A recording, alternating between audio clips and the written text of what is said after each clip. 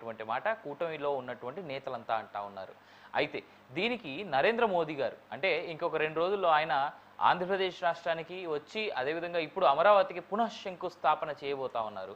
అమరావతి పనులన్నీ మళ్ళీ ఇంతకుముందు కంటే కూడా ఇప్పుడు ఫాస్ట్ స్పీడ్లో వెళ్లేందుకు గ్రోత్ అనేటువంటిది చాలా అగ్రెసివ్గా తీసుకెళ్లేందుకు ప్రస్తుత కూటమి ప్రభుత్వం అడుగులు వేస్తోంది. సో ఈ విజన్ 2047 ఎంతవరకు పాసిబుల్ అవుతుంది? అసలు విజన్ 2047 విషయంలో ఏపీలో ఉన్నటువంటి రాజకీయ పార్టీలు ఏమనుకుంటున్నాయి? ఇదే ఇవాళ మన డిబేట్ టాపిక్. వెళ్ళిపోదాం. మనతో పాటు జాయిన్ అవుతా ఉన్నారు బొట్ల రామారావు గారు, వైఎస్ఆర్సీపీ నేత, అదేవిధంగా బీజేపీ నుంచి కర్ణం భాస్కర్ గారు, అనలిస్ట్గా విజ్డమ్ చౌదరి గారు, అదేవిధంగా జగడం సత్యనారాయణ గారు ఫ్రమ్ టీడీపీ. అందరికీ నమస్కారం అండి, గుడ్ ఈవినింగ్. రైట్, మొదటగా అపోజిషన్ పార్టీ దగ్గరికి వెళ్దాం. రామారావు గారు, 2047 విజన్ 2047 మీకు ఏమనిపిస్తా ఉంది? చంద్రబాబు నాయుడు గారు సాధించగలరని మీరు అనుకుంటా ఉన్నారా?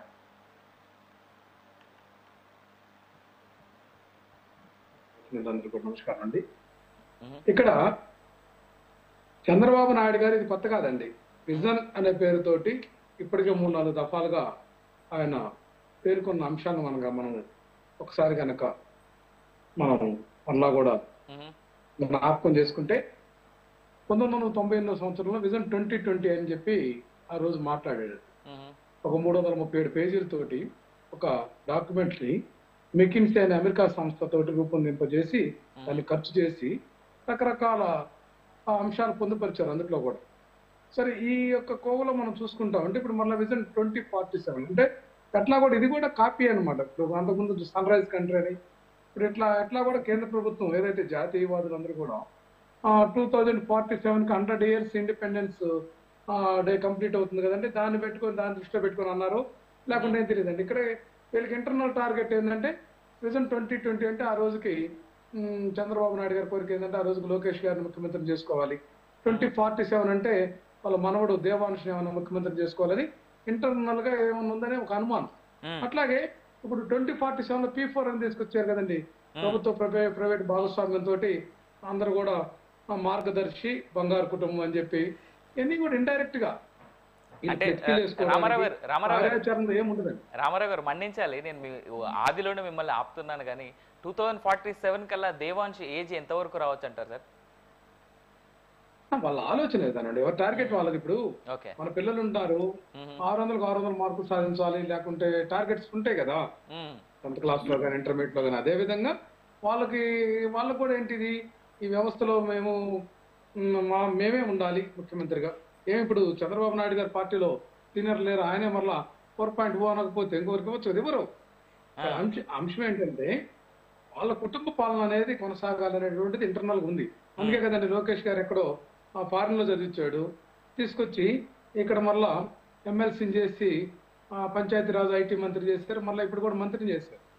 ఇక్కడ ఆ కుటుంబంలోని 2 పదవులు.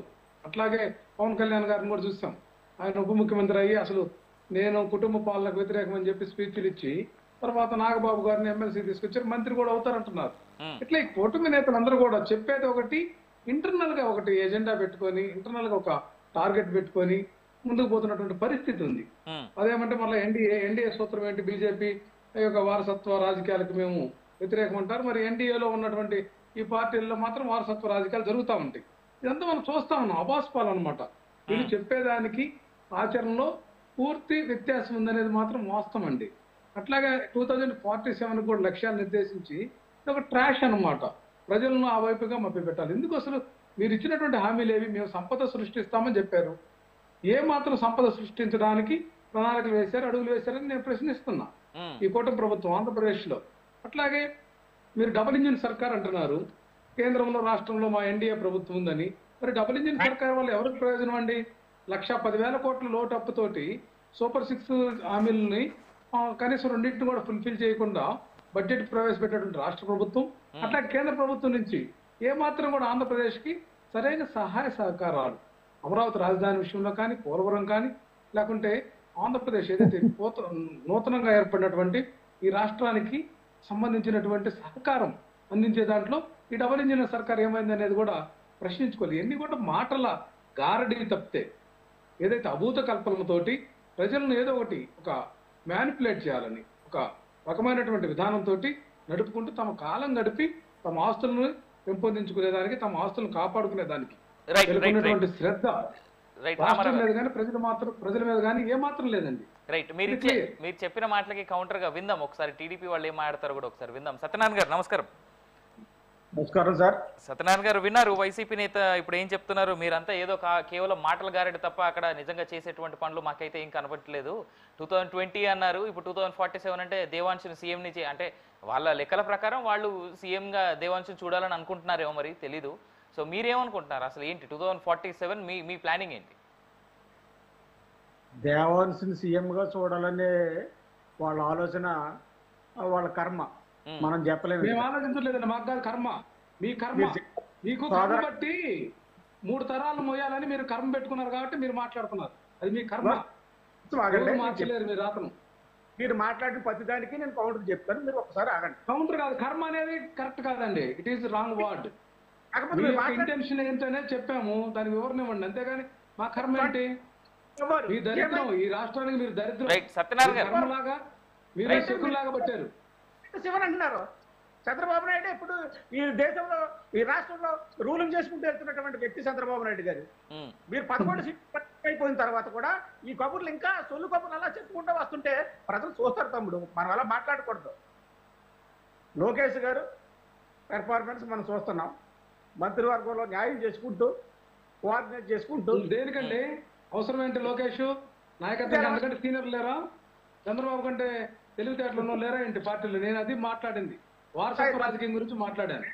చేసుకుంటూ వెళ్తున్నటువంటి వ్యక్తి రేపొద్దున సీఎం అయినా ఆశ్చర్యపోలేని పరిస్థితిని మేము చూస్తున్నాం ఈరోజు. కానీ మీరు దేవన్స్ దాకా వెళ్ళిపోయారు, అది మీ కర్మని చెప్తున్నాను.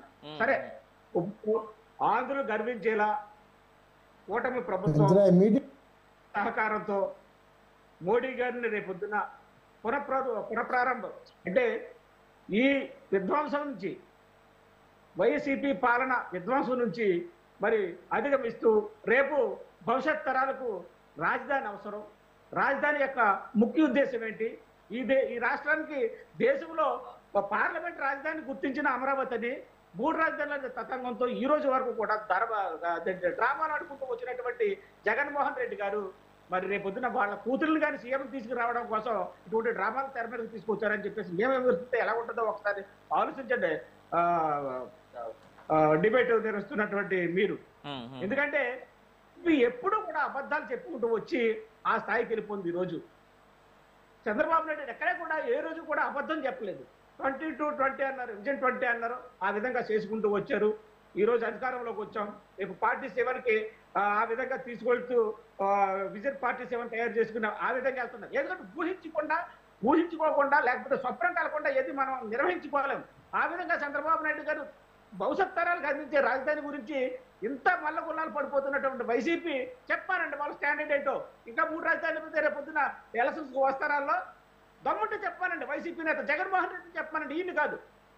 రేపొద్దున ప్రకటన అండి, రేపు మళ్ళీ మేము అధికారంలోకి వస్తే మేము 3 రాజధానుల్లోనే ఎజెండా మేము వస్తాం, ఈ ఆంధ్రప్రదేశ్ ఓట్లు అలాగే మేము అడుగుతామని చెప్పేసి ఛాలెంజ్ చేస్తున్నాను ఇక్కడ నేను ఈ డిబేట్ లో జగన్మోహన్ రెడ్డి గారిని, క్యాడర్ని కూడా. 3 రాజధానులు వారు రేపు వస్తారా ప్రజల్లోకి? చెప్పులతో కొడతారు సార్, చెప్పులతో కొడతారు. ఎందుకంటే ఈ విధంగా వీళ్ళ ధోరణి మారకపోతే చంద్రబాబు నాయుడు గారు మోడీ గారిని మళ్ళీ కన్విన్స్ చేసుకున్నారు. ఆగిపోయింది, విధ్వంసం జరిగింది, ఒక తప్పు జరిగిపోయింది, మళ్ళీ మేము చక్కదిద్దుకుంటాం, సరిదిద్దుకుంటాం. దేశం గర్వించదగ్గే రాజధానిని మళ్ళీ పునర్నిర్మించుకోవడానికి మీరు రావాలని ఆహ్వానించినప్పుడు మోడీ గారు దాన్ని మనల్ని ఆశీర్వదిస్తూ, మన ఆంధ్రప్రదేశ్ని ఆశీర్వదిస్తూ, తెలుగు ప్రజలను ఆశీర్వదిస్తూ, ఎంకరేజ్ చేస్తూ ఈరోజు ఆయన రావడానికి రేపొద్దున సలహాలు చేసుకుంటున్నటువంటి తరుణంలో ఇటువంటి మాట్లాడితే మరి ప్రజలు మరి వీళ్ళ కర్మకాకాన్ని చెప్పేసి నేను ఏం మాట్లాడాలి సార్? ఇంకా చెప్పండి. ఖచ్చితంగా భవిష్యత్తులో యువతని దృష్టిలో పెట్టుకుని, అక్కడ రాజధాని ఇచ్చినటువంటి రైతుల దృష్టిలో పెట్టుకుని, రేపొద్దు ఉద్యోగ కల్పన దృష్టిలో పెట్టుకుని, పారిశ్రామిక విధానాన్ని అక్కడ తీసుకొచ్చే విధానాన్ని దృష్టిలో పెట్టుకుని ఎన్నో కంపెనీలు ఇక్కడికి వస్తే కంపెనీలు పారిపోయేటట్టు పరిపాలించినటువంటి వీళ్ళు ఈ రోజు ఇంకా కూడా ఆ స్థాయిలోనే మాట్లాడుతున్నారంటే వీళ్ళు ఎక్కడ కూడా కంట్రోల్, వీళ్ళకి నాయకుడికి ఎవరన్నారు నిన్న మొన్న అన్నారు, వీళ్ళ నాయకుడికి మైండ్ సెట్ సరిగ్గా లేదు, ఎక్కడికి వెళ్ళి వైద్యం చేయించుకుంటారు విదేశాలకు అని చెప్పేసి అదే ధోరణిలో ఉన్నారు తప్ప ఎక్కడా కూడా ప్రజల్ని, ప్రజాస్వామ్యాన్ని ఎంకరేజ్ చేసుకుంటూ ప్రజాస్వామ్యంలో ఎలా మాట్లాడాలి, ఇది మాట్లాడితే కరెక్టు, ఇది మాట్లాడితే తప్పు, ప్రజలు మనల్ని 11కి పరిమితం చేశారు, మనం మారాలి, మనం మారితే జగన్మోహన్ రెడ్డి గారు మారుతారు, జగన్మోహన్ రెడ్డి గారు మారితే రేపు ప్రజలు ఏమైనా ఆశీర్వదిస్తారేమని చెప్పేసి పని చేసుకోవాలి తప్ప అని చెప్పి కూడా చంద్రబాబు నాయుడు గారు తర్వాత లోకేష్ గారు ముఖ్యమంత్రి, లోకేష్ గారు తర్వాత మరి దేవాంశ ముఖ్యమంత్రి ఏమైనటువంటి గొప్పలు చెప్తాం అనేది నేను తప్పుపడుతుంది ఖచ్చితంగా వైసీపీ నేతలనే. ఈరోజు భవిష్యత్తు తరాలకి చంద్రబాబు నాయుడు గారు మార్గదర్శకంగా ఆ రోజు నుంచి ఈ రోజు వరకు కూడా ఆయన 40 సంవత్సరాల రాజకీయ చరిత్రలో ఎక్కడో మచ్చ లేకుండా కూడా ఈ రోజు వరకు పరిపాలించినటువంటి సందర్భాన్ని మనం చూస్తున్నాం. 2020 అన్నారు, చూసాం. రేపు పార్టీసీమానాన్ని వెళ్తున్నారు, దానికి కూడా ప్రజలు సిద్ధంగా ఉన్నారు, తెలుగు ప్రజలు సిద్ధంగా ఉన్నారు.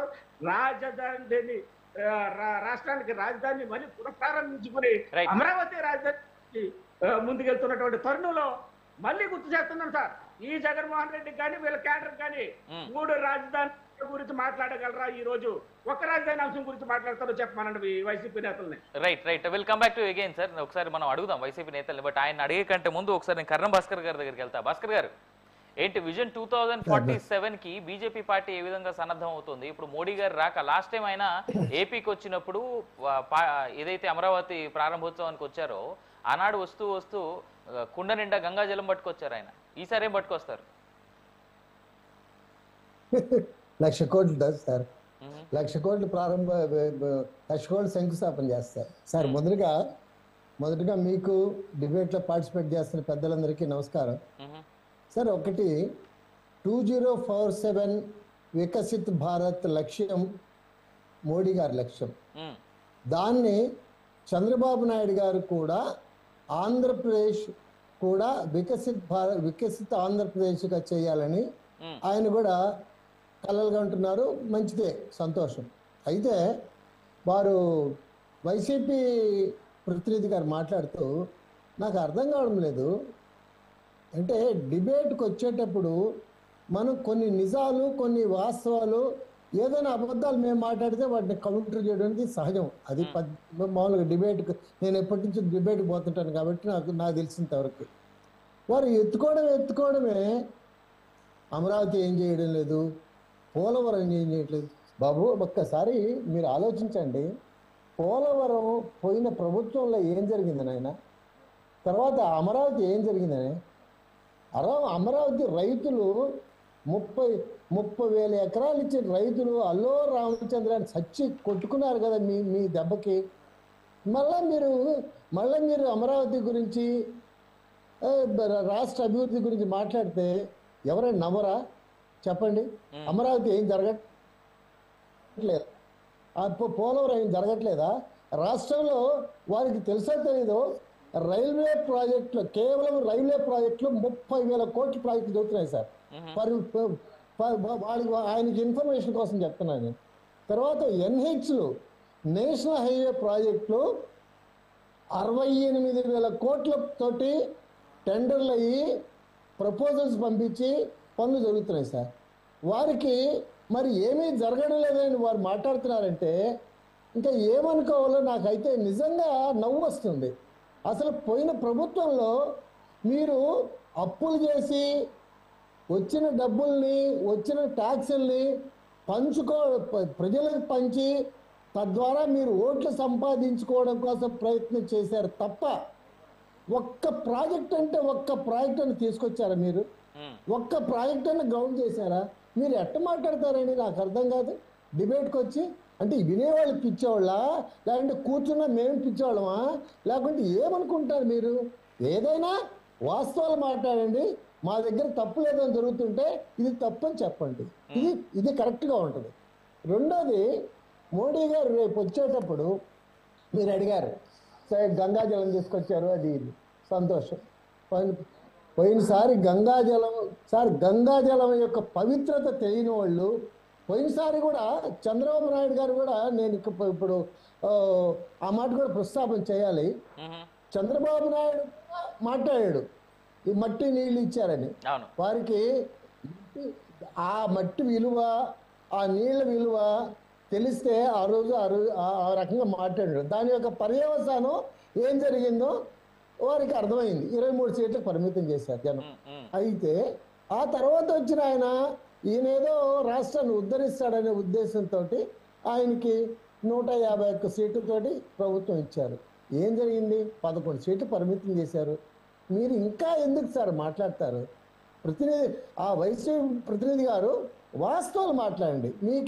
మేము ఏదైనా తప్పు చేస్తుంటే, కూటమి ప్రభుత్వం ఏదైనా పార్టీలు తప్పు చేస్తుంటే ఓకే, మీకు విమర్శించే హక్కు ఉంది, ఎత్తు చూపే హక్కు ఉంది, ఏదైనా ఉంది. అంతెందుకు సార్, మీరు అసెంబ్లీకి పోవట్లేదు కదా, అసెంబ్లీకి పోకుండా మీరు దొంగచాటుగా పోయి సంతకాలు పెట్టొస్తున్నారే, ఇంకా అంతకన్నా సిగ్గుచేటు ఏమైనా ఉందా? అంతకన్నా సిగ్గుచేటు ఇంకా అసలు వైసీపీ వాళ్ళు ఏమైనా చెప్పుకోగలరా? ఏం మాట్లాడతారు సార్? నాకు అర్థం కాదు అసలు. సార్ ఏ ఊరైనా సార్, ఆయన జగన్మోహన్ రెడ్డి కంటే ముఖం చల్లలేదు, okay. What about the remaining 10 members MLAs? వాళ్ళ నియోజకవర్గంలో ప్రజలకు ఏ సమాధానం చెప్పాలి? సమాధానం చెప్పాలి? మా పనులు అసెంబ్లీలో మీరు గళమెత్తి మాట్లాడడం లేదు అని ప్రజలు ప్రశ్నించరా? ఈ సంవత్సరం ప్రశ్నించరు, రేపు సంవత్సరం. రైట్ భాస్కర్ గారు, ఒకసారి మనం రామారావు గారికి సమాధానం ఇద్దాం. రామారావు గారు, ఇక్కడ బీజేపీ ప్రతినిధి బాగానే మాట్లాడారు కాదంటున్నా. ఒకసారి మీ అబద్ధాలు కూడా ఒకసారి చూద్దామండి. బీజేపీ వాళ్ళు 2014 ఎన్నికలకు ముందు ఇది మోడీ 1.0 అన్నమాట. దానికి ముందు ఏం చెప్పారంటే 100 రోజుల్లో నల్లధనం వెనక్కి తెస్తాం ఇతర దేశాల్లో. సార్ మనం ఏపీకి కన్ఫైన్ అయిపోతే బెటర్ ఏమో నాకు తెలిసి దేశవ్యాప్తంగానే. వినండి ఆయన చెప్తున్నాడు కదా మా వైసీపీ మీద లేనిపోయి ఓకే ఒక్క మాట సార్, యాంకర్ గారు భాస్కర్ గారు రామారావు గారు ఒక్క పాస్. రామారావు గారు ఒక్క మాట. రామారావు గారు ఒక్క నిమిషం ఉంటానండి. వినడానికి కూడా నేను చెప్పేది వినడానికే. యాంకర్ గారు నాకు మళ్ళీ సమయం ఇవ్వాలి. ఇస్తా భాస్కర్ గారు ఒక్క నిమిషం. ఆయన మాట్లాడాక మీరు మాట్లాడుతున్నారు. పెట్రోల్ 35 రూపాయల ధరకు తీసుకొస్తామని చెప్పారండి. ఎప్పటికి తీసుకొస్తారో చెప్పాలా భాస్కర్ గారు? అట్లాగే డాలర్ ని 40 రూపాయలకు, డాలర్ 40 రూపాయలు వచ్చే విధంగా మన యొక్క భారతదేశ ఆర్థిక స్థితిని పెంచుతామని చెప్పారు. ఎప్పటికి తీసుకొస్తారు? అట్లాగే ఇతర దేశాల్లో ఎగ్గొట్టి ఇతర దేశాల్లో బ్యాంకు లోన్లు రుణాలు ఎగ్గొట్టి ఇతర దేశాల్లో తలదాచుకుంటున్నటువంటి వాళ్ళందరూ కూడా తీసుకొస్తామని చెప్పారు. ఎప్పుడు తీసుకొస్తారు? రైతు ఆదాయం 10 రెట్లు పెంచుతామన్నారు. కనీసం ఇవాళ ఆత్మహత్యల పరిస్థితి వచ్చింది రైతులు, శనగలు కానీ. మేక్ ఇన్ ఇండియా అన్నారు, ఇట్లాగే P4 అని ఇప్పుడు చంద్రబాబు నాయుడు గారు ఏ విధంగా అయితే 2047 ఈ లోగోలు పెట్టుకున్నారు, మేక్ ఇన్ ఇండియా అని పెట్టారు. ఇది ఉపయోగం లేనటువంటి బేటీ బచావో పడావో, పిల్లల ప్రతి ఒక్కరికి విద్య అన్నారు. ఎప్పుడు చేస్తారు? నాణ్యమైన వైద్యంలో మేము ప్రగతి సాధిస్తామన్నారు. ఎక్కడ చేస్తారు? ఇక్కడ ఈ రోజు కూడా 35% పేదలకు 2వ పూట తిండికి కరువు అయితే ఇప్పటికొచ్చి 3.0 మోడీ గారి ప్రభుత్వం. నేను కర్మం భాస్కర్ గారిని స్ట్రైట్ కి వచ్చినండి. మీరు ఎన్నికల ప్రాతిపదికన ఏదైతే గెలిచేదానికోసమో లేకపోతే ఎన్నికల మేనేజ్మెంట్ ప్రతిపాదనే కానీ సౌత్ ఇండియాలో మీరు చేసినటువంటి పురోగతి ఏంటంటే, పురోభివృద్ధి ఏంటి అంటే సౌత్ ఇండియా ఇండియా అంత భాగం కదా. నేను చెప్పేదేనండి, మీలాంటి పార్టీల వల్ల, మీరు చెప్పినటువంటి మాటల వల్ల మీలాంటి నాయకులు కూడా ఆలోచించుకోవాలి. బీహార్ నిన్న బడ్జెట్ కేటాయింపులు ఏంటి, ఆంధ్రప్రదేశ్ కేటాయింపులు ఏంటండి? మీకు రైల్వే ప్రాజెక్టులు మీరు చెప్పారు, నేను కాదట్లా. అది ఇక్కడ 17 మెడికల్ కాలేజీలు జగన్మోహన్ రెడ్డి గారు ఏర్పాటు చేస్తే సీట్లు కూడా ఆంధ్రప్రదేశ్ ప్రభుత్వం వదిలేటువంటి దుర్మార్గం పరిస్థితి. మీ డబుల్ ఇంజిన్ సర్కార్ కోఆర్డినేషన్ చేయొచ్చు కదా. ఇట్లాగే నేనేమంటున్నానంటే ఆంధ్రప్రదేశ్ సంబంధించి చాలా ఇబ్బందికరమైనటువంటి పరిస్థితులు. ఎందుకంటే ఈ యొక్క ఆంధ్రప్రదేశ్ నూతనంగా ఆవిర్భవించి చాలా లోటు బడ్జెట్ తోటి కొనసాగుతున్నటువంటి దానికి మీ కేంద్ర ప్రభుత్వం ఏం సహాయం చేస్తుంది? వీళ్ళు ఎందుకు మాట్లాడలేదంటే ఈ పరస్పరమైనటువంటి విధానం అన్నమాట. ఇక్కడ మాట్లాడే పరిస్థితి లేనటువంటి విధానం. రామారావు గారు ఒక్క నిమిషం. పోకడంతో ఇదంతా జరుగుతుంది. దీనివల్ల ఆంధ్రప్రదేశ్ నష్టపోతుందండి. రైట్, మనం మాట్లాడదాం. వద్దాం రామారావు గారు, ఒక చిన్న బ్రేక్ వెళ్దాం. నేను బీజేపీ నేత అదేవిధంగా టీడీపీ నేతల మాటలు వినే కంటే ముందు ఒక చిన్న బ్రేక్ వెళ్దాం. బ్రేక్ వెళ్ళే కంటే ముందు నేను ఒక విషయం చెప్తా. మేక్ ఇన్ ఇండియా లేదా మేక్ ఇన్ భారత్ అనేటువంటి అంశంలో భారతదేశంలో ఆల్రెడీ చాలా మందికి తెలిసే ఉంటుంది, ఐఫోన్స్ భారతదేశంలో తయారైతా ఉన్నాయి. రేపొద్దున already Google India private limited తన యొక్క గూగుల్ పిక్సెల్ ఫోన్స్ని భారత్లో తయారు చేయబోతోంది. The agreement is about to be signed. అదేవిధంగా 1000 కోట్ల పెట్టుబడితో శాంసంగ్ అనేటువంటి సంస్థ కూడా 1000 కోట్ల పెట్టుబడితో తన తైవాన్లో తయారవుతున్నటువంటి ఆ సంస్థని ఎక్కడైతే వాళ్ళ ఫ్యాక్టరీ ఉందో దాన్ని ఇండియాకి షిఫ్ట్ చేయబోతా ఉన్నారు. Because China is targeting Taiwan కాబట్టి. ఇలా చాలా సంస్థలు భారత్కు వచ్చాయి, ఇంకా రాబోతున్నటువంటి సంస్థలు కూడా చాలా ఉన్నాయి. నెక్స్ట్ పెట్టుబడులకి ఏదైనా స్థావరం కనిపిస్తుందంటే ప్రపంచ దేశాలకి maybe make in India effect అనుకోవచ్చు, లేదా యూనికార్న్ కంపెనీస్ ఎన్ని తయారు చేసింది అంటే గత 10 ఏళ్లలో భారతదేశం లెక్కలేనని తయారు చేసింది. యూనికార్న్ కంపెనీసే దాదాపుగా ప్రపంచవ్యాప్తంగా టాప్ 30 ఆర్ టాప్ 20 తీస్తే దాంట్లో ఖచ్చితంగా 10కి 10 యూనికార్న్ కంపెనీస్ భారత్ నుంచే ఉన్నాయి. ఇది భారత్ గత 10 ఏళ్లుగా మేక్ ఇన్ ఇండియా ద్వారా సాధించినటువంటి ప్రగతి. Let's head for a short break నుంచి వచ్చిన తర్వాత డిబేట్ కంటిన్యూ అవుతూ ఉంటుంది. Stay tune.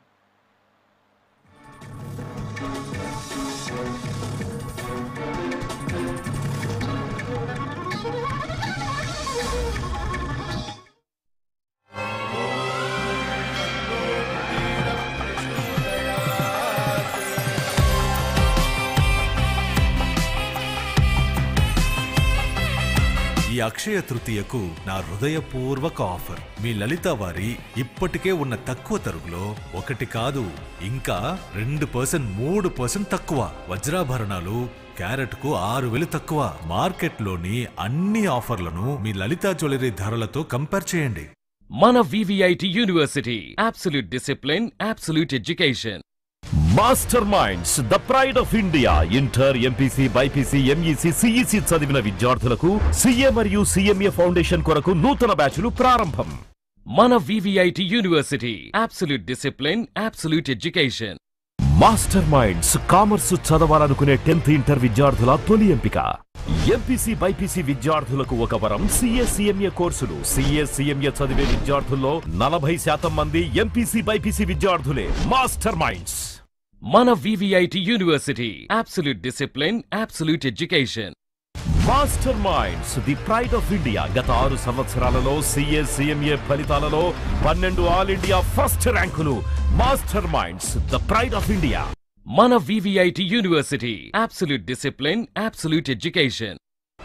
ఇంటర్, ఎంఈసీ చదివే విద్యార్థులకు సుమారుగా 1000 గంటలు సిఏ ఫౌండేషన్ బోధిస్తున్న విద్యా సంస్థ.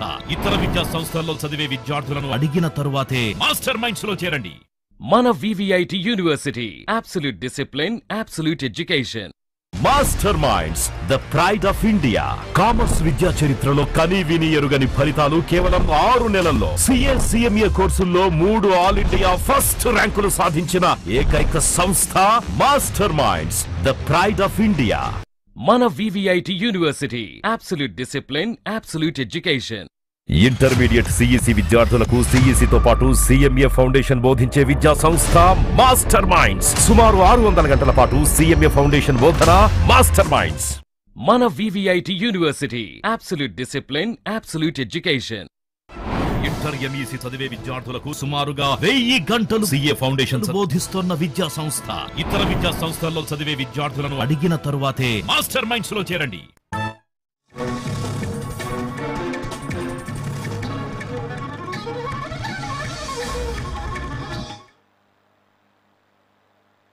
Welcome back. You're watching News 360 7 PM special debate with Avinash Jankama. Right, మనతో పాటు గెస్ట్లు ఉన్నారు కదా, ఒకసారి మాట్లాడదాం. ఇందాక వైసీపీ నేత అడిగినటువంటి ప్రశ్నలకి సమాధానం టీడీపీ నేత కానీ లేదా బీజేపీ నేత కానీ ఏం చెప్తారో ముందుగా టీడీపీ నేత దగ్గరికి వెళ్దాం.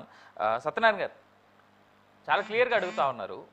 కూటమి ప్రభుత్వము ఏదైతే ఎన్డీఏలో పార్టిసిపెంట్గా ఉన్నటువంటి ఎన్డీఏలో ఉన్నటువంటి పెద్ద పార్టీ, అతిపెద్ద పార్టీ, జాతీయ పార్టీ బీజేపీ ఏం న్యాయం చేసింది అనేటువంటి మాట అడుగుతా ఉన్నారు ఆయన. దానికి సమాధానం ఏంటి? సత్యనారాయణ గారు వినిపిస్తోందా? సత్యనారాయణ గారు నా వాయిస్ రావట్లేదా? సత్యనారాయణ గారు మీ ఫోన్లో కొంచెం సౌండ్ ఎక్కువ పెంచుకోలేమో మీరు. సత్యనారాయణ గారు వినిపిస్తోందా?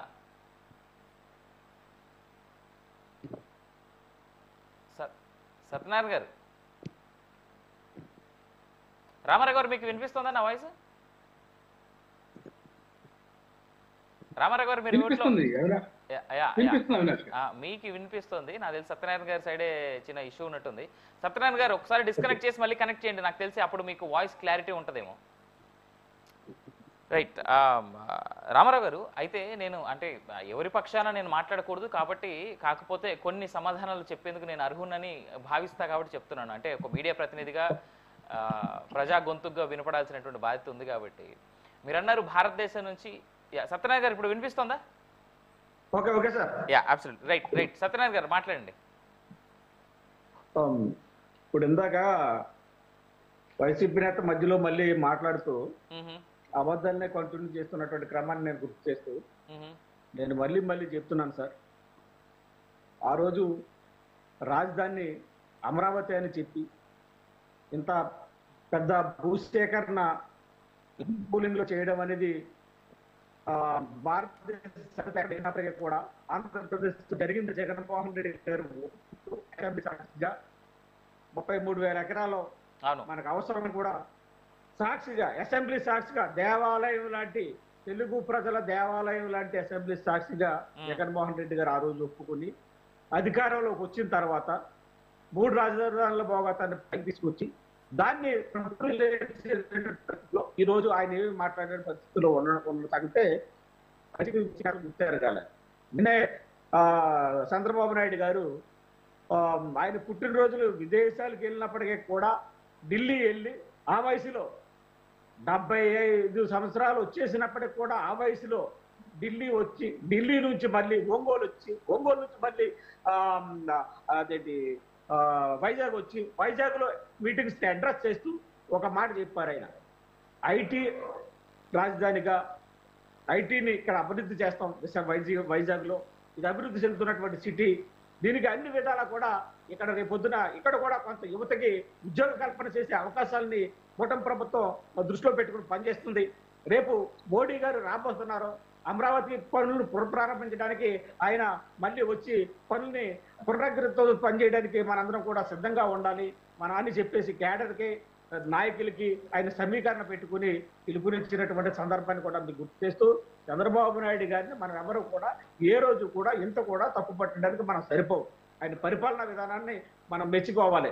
ఆ వయసులో కూడా ఇంత కష్టపడుతున్నటువంటి వ్యక్తి మీరు అధికారంలోకి వచ్చి మరి బార్డర్ దాటినటువంటి ఆ ప్యాలెస్ దాటినటువంటి వైనాన్ని సంవత్సరాలు కూడా ప్రజలు చూశారు కాబట్టి మిమ్మల్ని 11తో సరిపెట్టారు. దాన్ని దృష్టిలో పెట్టుకుని మీరు పని చేసుకోండి. రేపు పొద్దున్న మళ్ళీ అధికారంలో రావాలని చెప్పేసి తప్పనితో మీరు పనిచేసుకోవాలి తప్ప ఎంతసేపు కూడా మీరు ఇంకా కూడా చంద్రబాబు నాయుడు గారినే మీరు విమర్శిస్తే మాత్రం, ఈ వయసులో పనిచేస్తున్నటువంటి చంద్రబాబు నాయుడు గారిని మీరు విమర్శిస్తే మాత్రం మీరు గొయ్యిని మీరే తవ్వుకున్నట్లు లెక్క. వైసీపీ నేతలు గుర్తెరుగుని పనిచేసుకోవాలి. వాళ్ళ క్యాడర్ కూడా ఈరోజు కుప్పంలో చూసాం. చాలా మంది మున్సిపాలిటీకి దానికి సంబంధించినటువంటి చాలా మంది కౌన్సిలర్స్ అంతా కూడా మరి రాజీనామా చేసినటువంటి సందర్భాన్ని కూడా మేము చూసాం. ఇలాగే మీరు కుప్పంలో ఆ రోజు ఏదో సాధించేసాం, లేకపోతే చిత్తూరులో ఏదో సాధించేసాం, లేకపోతే కడపలో ఏదో సాధించేసాం అన్న సంగతి ఈ రోజు మీ అందరికీ కూడా తెలుస్తుంది. వైజాగ్లో మున్సిపాలిటీని విశాఖపట్నం కూడా ఈరోజు తెలుగుదేశం పార్టీ కైవసం చేసుకుంది. అదే చిత్తూరులో కూడా ఈరోజు మీరు జారిపోయినటువంటి సందర్భాన్ని కూడా మీకు గుర్తు చేస్తూ, ఈ విధమైన ధోరణితో మీరు ముందుకెళ్తే రేపొద్దున ప్రజలు మిమ్మల్ని చెప్పులతో కొట్టడానికి సిద్ధంగా ఉంటారు. ఎందుకు చెప్తున్నానంటే మాట, మీరు 1వ తారీఖు ఇవ్వాల్సినటువంటి పెన్షన్ 10వ తారీఖు వచ్చినా ఇవ్వలేనటువంటి పరిస్థితిలో ఈరోజు ఏదైనా సెలవు 1వ తారీఖున వస్తే 30కి 31వ తారీఖుకి చంద్రబాబు నాయుడు పెన్షన్స్ సామాజిక పెన్షన్ ఏర్పాటు చేసినటువంటి సందర్భాన్ని మీరు గుర్తు చేస్తున్నాం. ఈ 10 నెలల్లో ఎక్కడ కూడా పెన్షన్ సాగలేదు. అదేవిధంగా ఉద్యోగస్తుల జీతాలు కూడా మీరు 15వ తారీఖు దాటేసినా సరే ఉద్యోగస్తుల జీతాలు వేరేటటువంటి సందర్భం ఉంటే 1వ తారీఖు ఖచ్చితంగా చంద్రబాబు నాయుడు గారు ఉద్యోగస్తుల ఖాతాల్లోకి వాళ్ళ జీతాలు వెళ్తున్నటువంటి సందర్భం. ఈ విధంగా పరిపాలన ఎక్కడికక్కడికి ముందుకు తీసుకెళ్తూ వాళ్ళు ఏదైతే హామీలు ఇచ్చారో ఎలక్షన్స్ లో, ఆ హామీలన్నీ కూడా 1 by 1 అది పుట్టగానే పిల్లాడు నడిచేది. ఆ విధంగా 10 నెలల పరిపాలనలో ఎంత జరగాలో అంతకంటే 10 ఎక్కువ చేసినటువంటి చంద్రబాబు నాయుడు గారిని మనం మెచ్చుకోవాలి. కూటమి ప్రభుత్వాన్ని మనం మెచ్చుకోవాలి. మనకి సహకారం అందిస్తున్నటువంటి మరి సెంట్రల్లో బీజేపీని మనం అభినందించాలి ఇక్కడ. ఎందుకంటే ఎందుకు చెప్తున్నానంటే తెలుసు, బీజేపీ కొంత స్తబ్దతగా ఉన్న సంగతి కూడా ఇందాక బీజేపీ నాయకులు మనకు గుర్తు చేస్తున్నటువంటి సందర్భంలో మేము చెప్పాం ఆ రోజు. ఎందుకంటే ఆ రోజు ఎలా చేశారు, ఈ రోజు వైసీపీని ఏమీ అనలేక ఆ విధంగా ఉన్నటువంటి సందర్భంలో పాలన కుంటుపడింది, అభివృద్ధి కుంటుపడింది, అమరావతి ఆగిపోయింది. వీళ్ళ 3 రాజధానుల భాగవతంతో ముందుకెళ్తున్నటువంటి సందర్భాన్ని ఎక్కడ కూడా ఆ రోజు బీజేపీ టచ్ చేయలేదన్న వాస్తవాన్ని నేను కూడా మీకు గుర్తు చేస్తూ, ఈరోజు వాళ్ళు చేసినటువంటి విధానాన్ని మేము చేసుకున్నటువంటి విధానాన్ని కూడా మేము బ్యాలెన్స్ చేసుకుని తెలుగు ప్రజలకు రేపొద్దున ఏం కావాలి, విడిపోయినటువంటి ఆంధ్రప్రదేశ్గా అభివృద్ధి చెందుతున్నటువంటి ఆంధ్రప్రదేశ్గా ఎందుకు ముందుకు తీసుకెళ్తూ పరిస్థితిలో చంద్రబాబు నాయుడు గారు కూటమి అదేవిధంగా పవన్ కళ్యాణ్ గారిని తోడు పెట్టుకుని వెళ్తున్నటువంటి సందర్భాన్ని కూడా మీకు గుర్తు చేస్తూ ఈరోజు మనం అభివృద్ధిని దృష్టిలో పెట్టుకుని మాట్లాడాలి తప్ప మీరు ఎక్కడా కూడా ఇన్ని లక్షల కోట్ల అప్పులు చేసి ఇంత మద్యం కుంభకోణాల్లో ఇరుక్కుని మీరు చెప్పండి, మీరు మీ నేత ఎప్పుడు మరి కోడికత్తి శ్రీని విషయంలో మరి ఎన్హెచ్కి వెళ్ళి నేషనల్ కోర్టుకి వెళ్ళి మరి నేను ఆ రోజు సీఎంగా ఉన్నప్పుడు అటెండ్ కాలేకపోయాను, ఈ రోజు అటెండ్ అవుతున్నానని చెప్పేసి వాస్తవం చెప్పమానండి ఏం జరిగిందో. వైజాగ్ ఎయిర్పోర్ట్ లో కోటికత్తి సీన్ అనే వ్యక్తిని ఒక దళితుడిని అక్కడ మరి ముంచేసినటువంటి సందర్భం జగన్మోహన్ రెడ్డి ఈ రోజు కోర్టుకెళ్ళి చెప్తారా? అది పక్కన పడేయండి. ఎన్నో కేసులు ఉన్నాయి, ఆ కేసుల్లో మీరు ఖాళీగా ఉన్నారు కదా, ఇప్పుడు వెళ్ళి ఆ కేసులన్నీ క్లియర్ చేసుకుని నేను అగ్ని పునీతుడినయ్యాను అని చెప్పేసి ప్రజల ముందుకు రండి, ప్రజలు హర్షిస్తారు. మీ కేసులు అలాగే ఉంచుకుంటారు, కేసుల గురించి ఏం మాట్లాడరు. కోర్టులో పెండింగ్ కేసులన్నీ అలాగే ఉన్నాయి. ఎంతో ధనాన్ని మీరు లూటీ చేశారని చెప్పేసి మీ మీద బోల్డ్ కేసులు ఉన్నాయి. ఆ కేసులు అన్నింటినీ కూడా సమాధానం చెప్పండి, సమాధానం చెప్పి ప్రజల మనల్ని పొందడానికి ముందుకు రండి. అది మానేసి ఎంతసేపు కూడా తెలుగుదేశం పార్టీ చంద్రబాబు నాయుడు గారు లోకేష్ గారు దేవాన్స్ గారు వస్తారని చెప్పేసి మీ కర్మ కొద్దీ మీరు మాట్లాడుతుంటే భవిష్యత్తులో అదే జరగబోతుందేమో.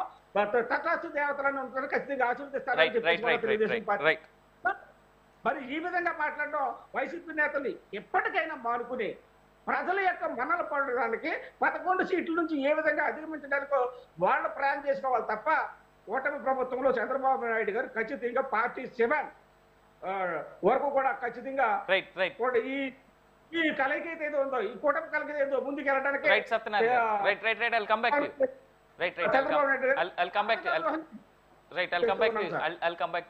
రైట్ రామారావు గారు, ఇందాక నేను ఒక చిన్న సమాధానం చెప్పాలి.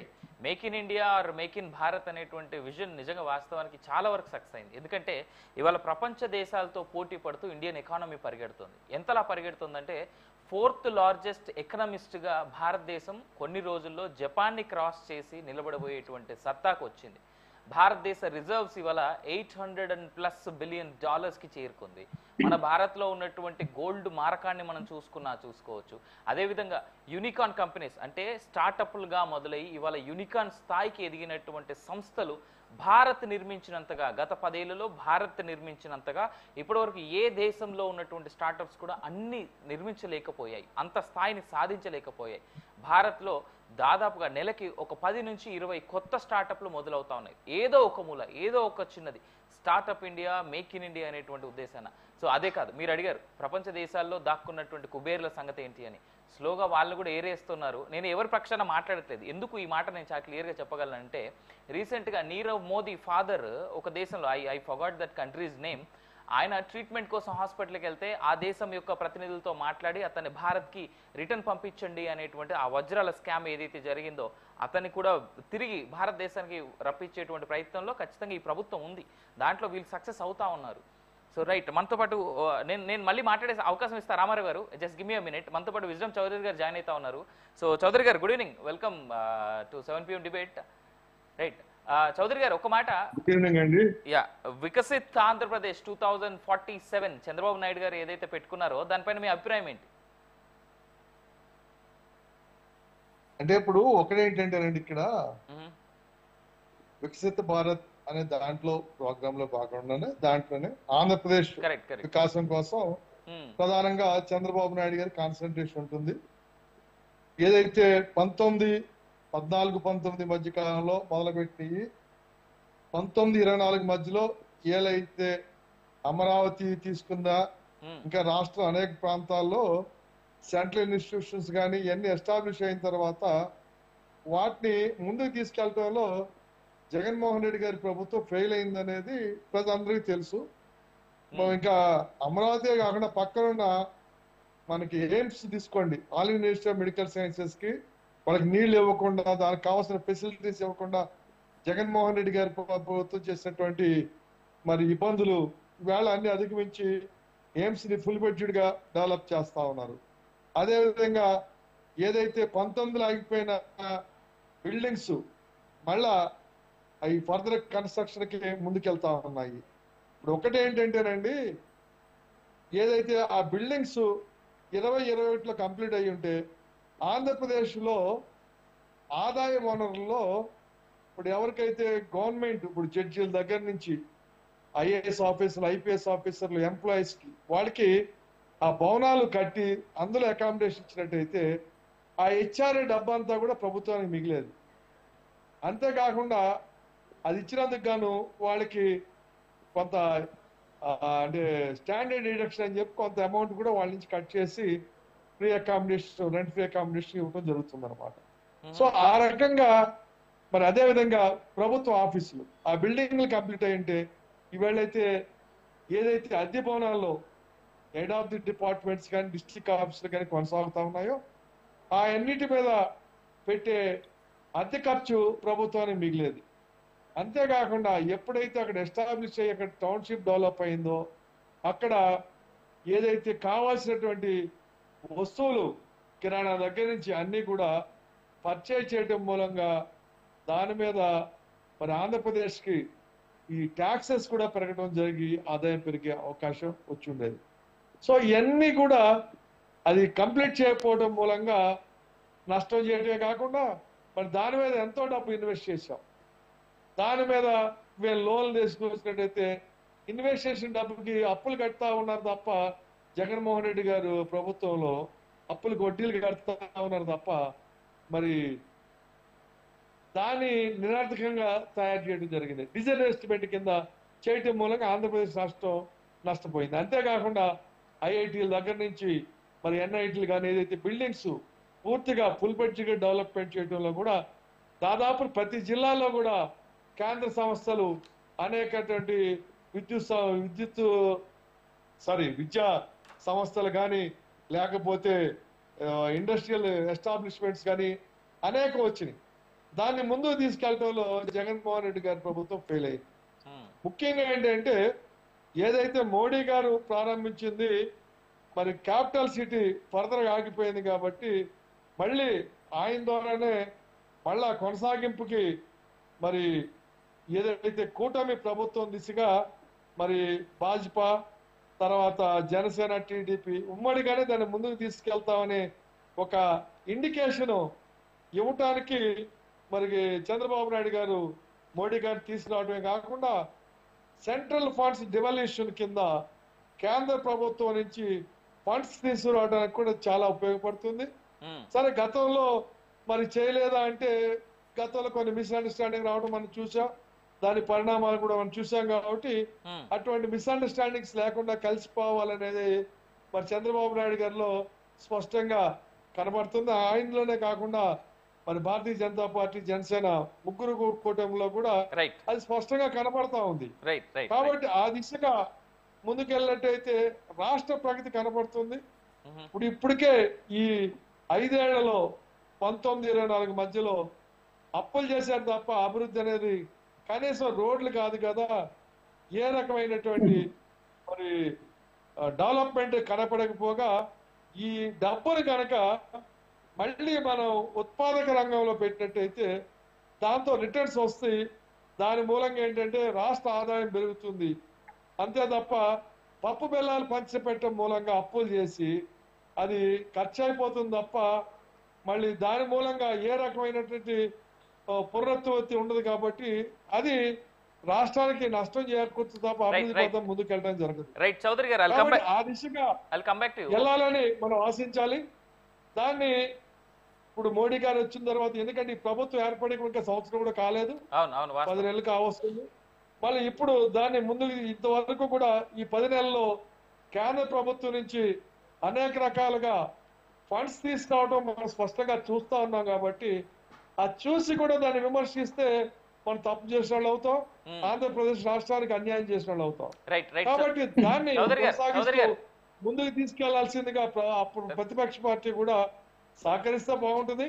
కానీ అధికార పక్షంలో ఉన్నప్పుడు ఏదైతే యాగి చేసి మరి ప్రతిపక్షాన్ని దాడి చేసే పద్ధతిలో దాడి చేస్తాం మూలంగా వైసీపీ వాళ్ళకి నష్టం జరుగుతుంది తప్ప లాభం జరగదు.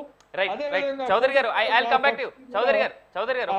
సరిదిద్దుకుని ముందుకెళ్ళినట్టయితే రాష్ట్రానికి మంచి జరుగుతుంది. రామారావు గారి దగ్గరికి వెళ్దాం. రామారావు గారు, అన్ని వైపుల నుంచి మీకు సూటి ప్రశ్నలు ఉన్నాయి, ఇప్పుడు మీకు సమాధానాలు కావాలి. అందుకే మంచిది. మన చౌదరి గారు ఏంటంటే ఆయన కూడా టీడీపీ ప్రతినిధి, ఆయన అనలిస్ట్ అండి, neutralist, is not a TDP గై. అదే తెలుగుదేశం ప్రతినిధి వ్యతిరేకంగా మాట్లాడారు అందరూ టీడీపీ గానే ప్రతిపక్షంగా కనబడతారు. ఆలోచన మార్చుకోవడం మీరు బాగా మీరంతా కూడా ఏంటంటే చౌదరి గారు మీరేదో సార్ విష్ణు చౌదరి గారు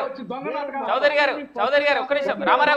రామారావు గారు ఈ దొంగల లిస్టు ముసుగులు తెచ్చి మా చేత మాట్లాడితే టైం వేస్ట్ ఎందుకండి? రామారావు గారు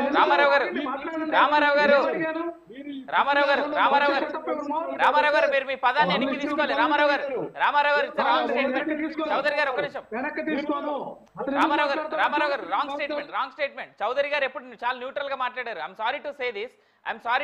నేను ప్యానలిస్టులు అందరికీ ఒకటే రిక్వెస్ట్ చేస్తాను. రామారావు గారు మీ చౌదరి గారిది కానీ రామారావు గారిది సత్యనారాయణ గారిని ఎవరిది ఆన్ ఎయిర్ వెళ్ళట్లేదు. ప్యానలిస్టులకు ఒక మాట నేను చెప్తా ఉన్నా, మీ వాయిస్లు ఎవరి ఆన్ ఎయిర్ వెళ్ళట్లేదు. రామారావు గారు ఒక మాట ఒక మాట వినండి. రామారావు గారు, చౌదరి గారు ఎప్పుడు కూడా ఆయన న్యూట్రల్ గానే ఉన్నారు తప్ప ఆయన ఏ పార్టీ స్టాండ్ తీసుకోలేదు. మీకు తెలుసో లేదో నేను లాస్ట్ వీక్ ఒక మాట నేను చెప్తా. Let me complete. Last week నేనే ఈ డిబేట్ చేస్తా ఉన్నప్పుడు, అంటే వేరే అంశంలో ఆయన వైసీపీకి సపోర్ట్ గా మాట్లాడారు. అంటే వైసీపీ హయాంలో ఏం జరిగాయి చెప్పారు, ఆయన ఎక్స్ప్లెయిన్ చేశారు. అంటే ఆయన ఆనాడు వైసీపీ కార్యకర్త అయ్యాడు, ఇవాళ టీడీపీ కార్యకర్త అయ్యారా? సార్ అనలిస్టులు అనేటువంటి వాళ్ళు ఏ ముసుగు వేసుకోరు సార్. కొంతమంది ఉన్నారు, ఎస్ నేను అగ్రీ చేస్తా. కేఎస్ ప్రసాద్ లాంటి కొంతమంది అనలిస్టులు ఉన్నారు, వాళ్ళు ఎస్ వైఎస్ఆర్సీపీ ముసుగు వేసుకొని వైఎస్ఆర్సీపీ పార్టీలు చేసేటువంటి వాటిలో మాత్రం లేదు. ఆగండి. Let me complete. ఒక్క నిమిషం. రామారావు గారు, మీకు తెలుసు నా డిబేట్ లో స్పెషల్ గా నేనైతే ఎవరిని ఒక్క పార్టీ జెండా వేసుకున్నటువంటి అనలిస్టులు నేనైతే ఎప్పుడు పిలవను కూడా. సో చౌదరి గారు లాంటి పెద్ద ఏజ్ ఉన్నటువంటి వ్యక్తిని, అది కూడా న్యూట్రల్ గా ఉండేటువంటి వ్యక్తులు మీరు అలా అనడం కరెక్ట్ కాదు. మీరు మీ మాట వెనక్కి తీసుకోవాలి. వైసీపీ నష్టపోయింది ఈ విధంగా మాట్లాడతారు. ఒక పక్క ఆయన సత్యనారాయణ గారేమో అసలు వైసీపీ వాళ్ళు ఏంటి, వాళ్ళు చెప్పులతోటి కొడతారు, వాళ్ళ జనము వాళ్ళ కర్మ అంటారు. నేనేం చెప్పానంటే వాళ్ళు ఇంటర్నల్ విజన్ అది ఉంది పెట్టుకున్నారు. నేనేమంటా రామారావు గారు, ఆయన అంటే పార్టీ నాయకులండి. మీరు పార్టీల మధ్యలో ఉండేటువంటి మాటలు అవి రెగ్యులర్ గా. సత్యనారాయణ గారు ఒక నిమిషం, రామారావు గారిని మాట్లాడివ్వండి ప్లీజ్. అవినాష్ గారు, మీకు క్లారిటీ ఇస్తున్నా. నేనేమంటున్నానంటే ఇక్కడ మేక్ ఇన్ ఇండియా ప్రేమతోటి వచ్చినటువంటి సెంట్రల్ గవర్నమెంట్ ఎక్కడ ఆ దిశగా చేయకపోగా వైజాగ్ స్టీల్ ప్లాంట్ తోటి సహా అన్ని ప్రైవేటైజేషన్ కి వాళ్ళు ముందుకు వచ్చారు కదండి. చాలా కంపెనీలని ప్రైవేటైజేషన్ కి ఇచ్చారు. అది మేక్ ఇన్ ఇండియాలో భాగస్వామ్యం అంటే ప్రైవేటైజేషన్ కి వాళ్ళు ఒత్తాసు పలికితే భారతదేశ అభివృద్ధి జరిగితే ఎవరికి మేలు జరుగుతుంది చెప్పండి? ఈ పేదరికం ఎప్పుడు పోతుంది చెప్పండి? అదాని అంబానీలకు లేకపోతే టాటాలకు కట్టబెడితే కంపెనీలు ఎట్లా ఇది ముందుకు పోయే అంశం మీరు అది కూడా గమనించాలి. వీళ్ళెవరు కూడా భారతదేశానికి వీళ్ళెవరు లేకపోయినా బ్రిటిష్ వాళ్ళ పరిపాలన ఉన్నా కూడా ఈ గ్రోత్ ఉండేదేనండి. మన స్వాతంత్రం తెచ్చుకొని మనం చేసే పరిపాలనలో ఈ గ్రోత్ అనేది సరిపోవట్లేదు. 100 సంవత్సరాలకి చేరువవుతున్నాం మనం 2047 కి. మీరు పెట్టింది దాని సందర్భాన్ని ఉద్దేశించి నేను మాట్లాడాను. Vision 2047 state government Chandrababu Naidu గారు ఒక డాక్యుమెంటేషన్ ప్రెజెంటేషన్ చేశారు. ఆయన P4 కానీ అందులో 10 రకాల అంశాలు పెట్టారు కదా. అట్లాగే 5 సంవత్సరాల్లో పేదరికం లేని సమాజం అన్నారు. అసలు ఆయన 2014-19 లేదని చెప్పారు తెలుసండి. మరుగుదొడ్డు లేని ఇల్లు ఈ రాష్ట్రంలో లేదని ప్రకటించాడు. నిజమాది. ఈ అబద్ధాలు ఏంటంటే అన్ని కూడా 2047 నాటికి 100% అక్షరాస్యత. 2020కి ఎందుకు సాధించలేదండి నేను అడిగేది. తలసరి ఆదాయం $3,200 నుంచి $42,000 పెంచుతాం. పేదరికాన్ని మాపచ్చు కదా. తమ హయాంలోనే కదా జరిగింది. ఏవి తండా వడ్డీలు, బుద్ధ వెంకన్న వాళ్ళందరూ కూడా చూసాం కదా. Micro finance, call money rocket ఇదంతా చూసాం కదా. సత్యనారాయణ గారు వినండి కొద్దిగా మీరు కూడా. కాల్ రాకెట్ మనకు కాల్ రాకెట్ అని వచ్చింది కదా. అట్లాగే ప్రజల యొక్క ఆయుష్ కూడా 80 సంవత్సరాలు మంచుతానంటే ఈ మధ్యనే ఎండలు తగ్గిస్తానని అధికారులని ఎండలు తగ్గించమని కోరాడు చంద్రబాబు నాయుడు గారు. ఆయన యొక్క మైండ్ సెట్ అనేది కరెక్ట్ గా లేదనేది అందరికి అర్థమైపోతుంది. అదే పట్టుకొని వీళ్ళు మాట్లాడితే వీళ్ళని కూడా జనంలో పలుచగా చూస్తారు తప్పితే ఇంకోటి లేదండి. ఇక్కడ ఏ టెక్నాలజీ అని, డీప్ టెక్ అని ఎన్ని మాటలు మాట్లాడతారు, ఎన్ని ఆటోమేటిక్ వస్తాయి. ఏది టెక్నాలజీకి అసలు నేనే ఆధుని ప్రపంచంలో అని చెప్పుకునేటటువంటి విధానం. అసలు ఈ మధ్య చెప్పాడు కదండి, పొట్టి శ్రీరాములు జిల్లా అది నేనే పేరు పెట్టాను అంటాడు. అది పేరు పెట్టింది ఎవరు అనేది మన సత్యనారాయణ గారిని అడగండి. సత్యనారాయణ గారు చెప్పే దాంట్లో కూడా కోడికత్తి శ్రీనివాసం ప్రస్తావించాడు. అసలు దళితుల గురించి మాట్లాడే అర్హత తెలుగుదేశం పార్టీ వాళ్ళకు ఉందండి? ఎస్సీల్లో ఎవరైనా పుట్టాలనుకుంటారా అని మాట్లాడినటువంటి వ్యక్తి ఈయన చంద్రబాబు నాయుడు గారు. మీరు కోడికత్తి శ్రీని గురించి, కోడికత్తి శ్రీని ఏంది, దళితుడేంది, ముద్దాయిలకి ఎవరికి కూడా లేకపోతే ఈ నేర చరిత్ర ఉన్న వాళ్ళకి కులాలు ఇవి పెట్టి మీలాంటి వాళ్ళ ఈ సమాజం నాశనం అవుతుంది. చెప్పుతోటి ఎవరు కొడతారంటే మీలాంటి వాళ్ళు కొడతారు. సత్యనారాయణ గారు వైసీపీ వాళ్ళు కాదు. శ్రీని విషయం నువ్వు సమర్థిస్తావా? కోడికత్తి శ్రీని ముద్దాయా కాదా అంటే మీరు మీ ఏబి వెంకటేశ్వరరావు గారు పరామర్శించడం అది ధర్మమా? నేను ఒక మాట్లాడతా రామారావు గారు ఒక మాట అడిగేదా? మీరు 5 ఏళ్ళు అధికారంలో ఉన్నప్పుడు సత్యనారాయణ గారు ఒక్క నిమిషం సత్యనారాయణ గారు మీ వాయిస్ లో క్లారిటీ లేదు. సత్యనారాయణ గారు మీరు మాట్లాడుతున్నారు కానీ మీ వాయిస్ క్లారిటీగా వినబట్లేదు. మీ వాయిస్ రావట్లేదు ఆన్ ఎయిర్ లో, అంటే మీ వాయిస్ చాలా బ్రేక్ అవుతుంది, అందుకే మీ వాయిస్ ఆన్ ఎయిర్ రావట్లేదు. రామారావు గారు నాదొక ప్రశ్న. కోడికత్తి అంశం జగన్మోహన్ రెడ్డి గారు సీఎం అవ్వక ముందు జరిగినటువంటిది, అంటే ఎలక్షన్స్ అప్పుడే ఇంకా ఎలక్షన్స్ రాబోతున్నాయి అనేటువంటి ఈ సందర్భంలో మీరు 5 ఏళ్ల పాటు అధికారంలో ఉన్నారు కదా, ఎందుకు ఆ కేసు తేలలేదు? ఫాస్ట్ ట్రాక్ కోర్టుకి మీరు ఎందుకు ఇవ్వలేదు? దానికి ఎందుకు సిబిఐ విచారణకో లేదంటే మనకి ఇంకా చాలా పెద్ద సంస్థలు ఉన్నాయి భారతదేశంలో, FBI లాంటి సంస్థలు ఉన్నాయి, ఎన్ఐఏకి ఎందుకు ఇవ్వలేదు, సిబిఐకి ఎందుకు ఇవ్వలేదు? మనం అవినాష్ గారు మనం భారత ప్రజాస్వామ్య వ్యవస్థలో ఉన్నాం. కానీ రామారావు గారు మీకు తెలుసు సీఎం స్థాయి వ్యక్తి, సీఎం అనేటువంటి వ్యక్తి కోర్టుకు స్ట్రైట్ గా రాయొచ్చు, నాకు ఈ కేసు తొందరగా నెరవేరాలంటే, ఈ కేసు తొందరగా ఇవ్వాలంటే ఫాస్ట్ ట్రాక్ కోర్టుకి తర్వాత ఎన్ఐఏకి మనం ఇచ్చేస్తే ఆ కేసు తొందరగా వెళ్ళొద్ది అనేటువంటి సీఎం ఒక్క చిన్న మాట లెటర్ తన స్టాంప్ మీద, తన లెటర్ ప్యాడ్ మీద తన సంతకం పెట్టి పంపిస్తే అయిపోతుంది. ఒక అంశం తీసుకోండి మీరు, అదొక్క కేసు కాదు, ఈ యొక్క రాష్ట్రంలో చాలా కేసులు ఉన్నాయి, వాటన్నిటి యొక్క పరిస్థితులను కూడా అంటే మీరు అడిగారు కాబట్టి నేను ప్రశ్నించాను. వినండి కోడికత్తి శ్రీని కేసు అంశము మనం చూసాం. అంటే ఇప్పుడు ఏబి వెంకటేశ్వరరావు గారు పరామర్శించాల్సిన అవసరం అయింది కూడా మీరు మాట్లాడాలి. ఎందుకంటే అంటే ఇక్కడ మీరు క్రైమ్ రేట్ని, క్రిమినల్స్ ని ప్రోత్సహిస్తారా? అతను క్రిమినల్ క్లియర్ కదా. ఇప్పుడు చట్టం తన పని తాను చేసుకుపోద్ది. జగన్మోహన్ రెడ్డి ఏం చేయాలో మీరు చెప్తారు. ఇప్పుడు రెడ్ బుక్ అట్లాగే ఇప్పుడు మీరు కూడా ఇప్పుడు ఆర్టికల్ 19 ఉందండి, freedom of speech, freedom of expressions, దాన్ని కూడా మార్చాలంటారు ఈ రెడ్ బుక్ రాజ్యాంగం ఆమోదించేటటువంటి వాళ్ళు, ఈ సత్యనారాయణ లాంటి వాళ్ళు, భాస్కర్ లాంటి వాళ్ళు, చౌదరి లాంటి వాళ్ళు ఈ సమాజానికి పట్టిన అంటే ఎలాంటి ఫ్రీడమ్ సార్ భాస్కర్ గారు, రామారావు గారు ఎలాంటి ఫ్రీడమ్ గురించి మీరు మాట్లాడుతా ఉన్నారు? ఆడవాళ్ళని అతి జుగుప్సాకరంగా మాట్లాడేటువంటి మాటలు ఫ్రీడమ్ ఆఫ్ స్పీచ్ అని చూసుకోవచ్చా మనం? రైట్, ఒకసారి భాస్కర్ గారి దగ్గరికి వెళ్దాం. భాస్కర్ గారు,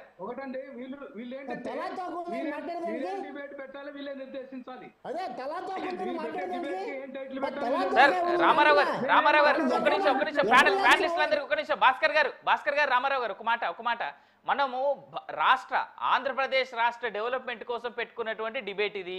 విజన్ 2047 అని చంద్రబాబు నాయుడు గారు, అదేవిధంగా మోడీ గారు ఏదైతే ఇటు భారతదేశాన్ని ఇటు ఆంధ్రప్రదేశ్ డెవలప్మెంట్కి చంద్రబాబు నాయుడు గారు భారతదేశ డెవలప్మెంట్ కోసం మోడీ గారు పెట్టినటువంటి 2047 I mean to say that vision 2047 అనేటువంటి దాని మీద డెవలప్మెంట్లో అంశం గురించి మనం మాట్లాడుకుందామంటే రాజకీయాలు సరే అక్కడ వరకు ఓకే, రౌడీజాలు, కార్పణ్యాలు, కక్షలు, మర్డర్లు, హత్య రాజకీయాలు వీటి గురించి మనం మాట్లాడుకుంటూ పోతే బేరీజు వేసుకుంటే ఉన్న పార్టీలో అందరూ వాళ్ళే కనిపిస్తా ఉన్నారు తప్ప డెవలప్మెంట్ కోసం మాట్లాడుకునేటువంటి అంశాలు కనబడట్లేదు. ఐఎమ్ సారీ ప్యానలిస్ట్ల మాటలు ఏవి ఆన్ ఎయిర్ వెళ్ళట్లేదు. భాస్కర్ గారు, రామారావు గారు మీ మాటలు ఏవి ఆన్ ఎయిర్ వెళ్ళట్లేదు. నేను మాట్లాడుతున్నంత సేపు దయచేసి గమనించాలి. ఒకసారి భాస్కర్ గారు, భాస్కర్ గారు వాయిస్ ఇవ్వండి. భాస్కర్ గారు సార్, నేను ఒక మాట చెప్తున్నా సార్, ఆయన మోడీ గారు ఏం చేయలేదు ఈ దేశానికి అంటున్నాడు కదా, వారికి ఎవరైనా కూడా వాళ్ళ ఇంట్లో ఆయన స్నేహితుని అడగమండి, ఈ దేశానికి మోడీ గారు ఏం చేశారో ఏమి చేయలేదో, దేశాన్ని అభివృద్ధి పదంలో నడిపిస్తున్నాడో లేదో ఒకటి. రెండోది, ప్రపంచ దేశాలు మొత్తం మోడీ గారు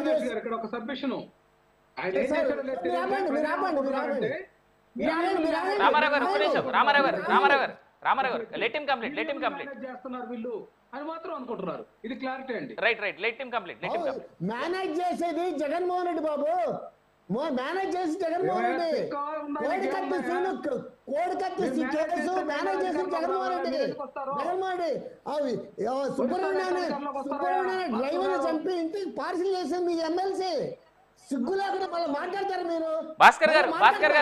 భాస్కర్ గారు అలాంటి మాట్లాడొద్దు. భాస్కర్ గారు పెద్దలు మీరు. భాస్కర్ గారు మీరు పెద్దలు, అలాంటి మాటలు మాట్లాడకూడదు. తప్పు భాస్కర్ గారు మీరు పెద్దలయ్యండి, విఘ్నులయ్యండి, మీరు అలాంటి మాటలు మాట్లాడకూడదు. అండ్ మోర్ ఓవర్ మీరు ఉన్నటువంటి పార్టీ చాలా విఘ్నత కలిగినటువంటి పార్టీ. భాస్కర్ గారు ఒక మాట మీ పార్టీకి కొన్ని సాంప్రదాయాలు ఉన్నాయి. బీజేపీ పార్టీ నేతలు కూడా ఇలా విఘ్నత కోల్పోయి, బీజేపీ పార్టీ నేతలు కూడా ఈ విధంగా కోపాద్రిక్తులై ఇలా మాటలు జారడం కరెక్ట్ కాదు. భాస్కర్ గారు తప్పు భాస్కర్ గారు మీరు ఆ మాట. మోడీ గారు ఏమీ చేయలేదంటే కావచ్చు భాస్కర్ గారు మీరు ఏ విధంగా అయినా సమాధానం చెప్పొచ్చు, కానీ అలాంటి పదాలు